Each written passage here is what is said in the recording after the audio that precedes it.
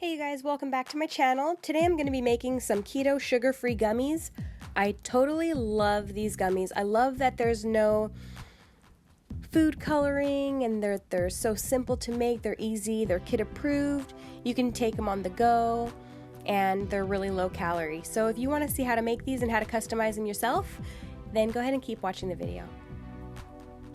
You don't need that many things. You're going to need some hot water, some tea bags, some gelatin, liquid sweetener, and some mix-ins if you'd like to switch up the flavors. Today I'm going for Keto Passion Tea. I love this blend. It's so delicious. It's very fruity, so I love that I can make some fruit gummies. And I also love that I can make sour gummies, which I'll show you how I do that in just a second. I like to use something with a spout, so this little measuring cup works perfect for this. If you don't have a water kettle, then you're going to want to microwave or boil your water ahead of time and then let it steep in this little pitcher so that there's a spout on it. So after it cools down, I put it in the refrigerator to chill completely. Look how dark that is. It is so good. It extracted all of that delicious flavor from the tea bags. And you don't have to squeeze out your tea bags like I do, but I like to get all of the liquid out. Some teas, it can make the liquid cloudy, and if you want to avoid that to make nice clear gummies, just don't squeeze it. I don't have a problem with this specific tea. So at this point, with your cold liquid, you're going to add your gelatin. You can get this kind of gelatin, which you would just have to measure out with a tablespoon or a scale like I'm doing here. And I'm going to measure out 28 grams, but you can also use the packets. And it's 4 tablespoons or 4 packets. So I'm going to measure out 28 grams, which is also equal to 1 ounce on my scale, and then I'm going to stir that in completely. You want to mix it in really well, and if your liquid is cold, it'll mix in really well. So when you do chill it, make sure you chill your tea down all the way, and then you're going to microwave it for 30 seconds 3 times depending on your microwave until it's completely liquid and hot. And then I just like to give it one more stir just to make sure that it's totally incorporated.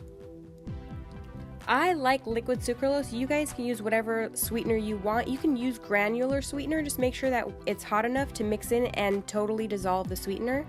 So I like to use a roughly half of a teaspoon of sweetener. You can use liquid stevia if you'd like.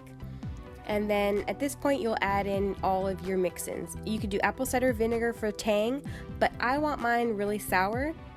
So I went ahead and I'm going to use some citric acid. I have a bunch of this stuff. It's food grade and it's totally fine to add. If you don't want to use some sort of man-made substance, then you can use lemon or whatever else you'd like. So just mix it in really well. You want that completely dissolved because that stuff is super sour. And if you'd like, you can add your extracts. I have lemon and raspberry, but I'm not going to add anything else to mine. But that's just an option I wanted to let you guys know about. So give it one final little stir. Always taste your mixture because that's what your gummies are going to taste like. I wanted mine just a little bit more sweet, so I added a little bit more liquid sucralose. You know, do what you guys want to do. If you want them super sweet, YOLO. Just do whatever you want to do. And then I am going to scrape off all the bubbles because once this sets, the bubbles are going to basically dry on top, and to avoid it looking not so appealing, you just go ahead and scrape those off. It's not a big deal. I really love this mold. I got it at a thrift store, but I'm pretty sure that you could find something similar on eBay or Amazon, and it works really well for these little individual gummies. If you're extra, just scrape off the top again just to make sure that they're nice and clear, and chill them all the way so that they're easy to remove from the molds, and this is what you're left with. Eat some and then package the rest up. I keep mine in the refrigerator so that they're nice and chewy every single time I want one. And I hope you guys try this out. If you do, leave me a comment down below and let me know what you think. Thank you so much for watching, you guys. I'll see you in my next video.